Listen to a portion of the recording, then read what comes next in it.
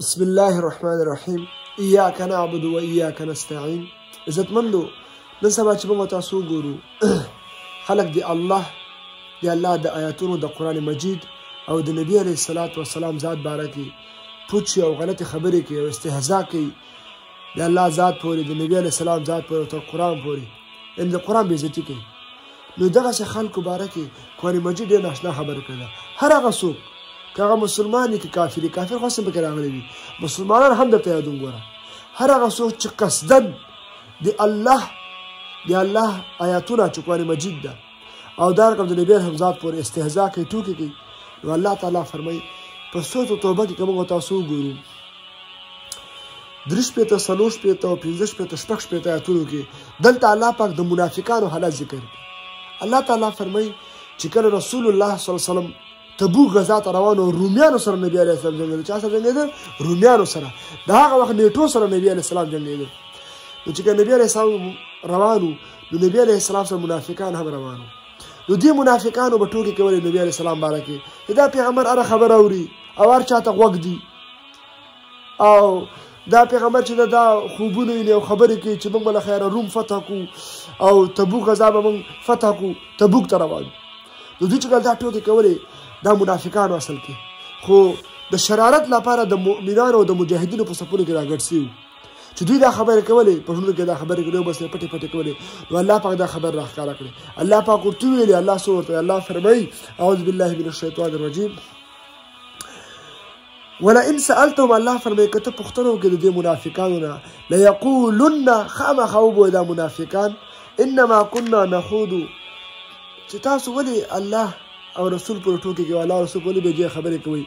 نو انما یقینا كنا وبویه دا منافقان یقینا چې ومونږه نخوضو، چې موږ مشغولتیا کوله، زړه مو خوشحاله کوو خالي، ونلعب او لوبې هم کولې، چې دا سفر زه د مو باندې کړ چې موږ صرف لوبې کولې او دا خبره زموږ مقصد نه دي. نو دې منافقان دا خبره کوله چې دا خبره زموږ په خوله باندې ده. نو ګوره په خوله باندې د الله ذات، د الله آیاتونه او نبی علیه السلام په ټوکې کول د هغې انجام وشو. ګوره الله تعالی فرمایي قل ورته ووایه پیغمبره دې خلکو ته اعلان وکړه، هر هغه څوک بالله، آیا د الله ذات پورې یو، و آیات یو د الله آیاتونه پورې دوه، و رسول یو د الله رسول پورې کنتم تستهزئون، تاسو ټوکې کوئ، خالي ټوکې کولې. ګوره ها، عملي قرآن یې نه سوځولی، عملي د نبي علیه السلام باره کې د قتل اراده هغوی کړې وه، خو مثال عملي دلته اوس الله تعالی فرمایي چې دوی ویل چې موږ خو بس خالي ټوکې او صرف سات تېرو. نو الله فرمایي چې ګوره آیا د الله ذات پورې، آیا د الله آیاتونو پورې، قرآن پورې، آیا د نبي علیه السلام ذات پورې تستهزئون، تاسو ټوکې کوئ. الله فرمایي لا تعتذروا، عذر مه پیش کوئ. الله تعالی فرمایي قد کفرتم، الله فرمایي قد یقینا، الله فرمایي کفرتم، تاسو کفر کوئ، تاسو کافران شوي وئ، بعد ایمانکم، وروسته د ایمان ستاسو نه، د ایمان نه بعد تاسو کافران شوئ. که مسلمان راولګي، مسلمان ګوره مسلمان چې الله پورې، د الله قرآن پورې، د نبی علیه السلام ذات پورې په ګپ کې هم ټوکه وکړي، نو د کفر وکړو، کفر. د الله ذات پورې څنګه ټوکې کوي، د الله قرآن څنګه سوځي، نبی علیه السلام ځان ته څنګه قضا کوي، ذات ته د نبی علیه السلام.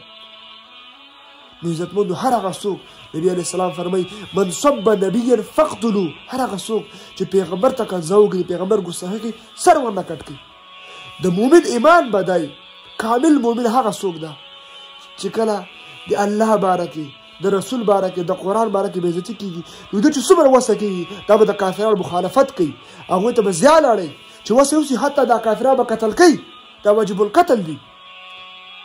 هر هغه څوک ګوره چې مسلمان کافر دي په دې خبره، نو کافر خو اصل واجب القتل ده، هغه کافر چې مضر اسلام ته.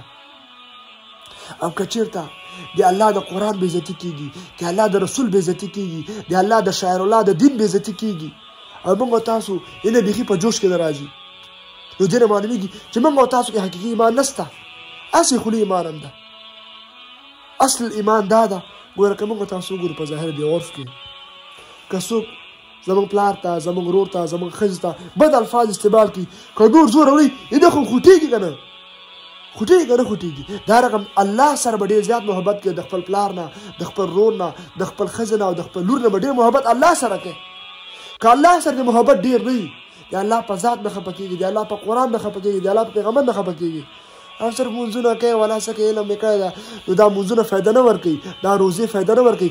د الوله والبره د الله لپاره محبت او د الله لپاره ورانه هغه چا سره به د الله لپاره محبت کوي چې د الله دوستان دي، د الله ملګري دي، د الله مؤمنان دي، د الله والا خلک هغوی سره د الله لپاره محبت که توري که سپي دي مالدار یې که غریب وي. او هغه چا سره بغض کول، هغه چا سره بایکاټ کول چې هغه الله سره ورانه، قرآن سره ورانه، نبی علیه السلام سره ورانه، دا کامل ایمان ده. که دا صفت موږ او تاسو کې نه وي نو موږ او تاسو کې بیخي ایمان نشته.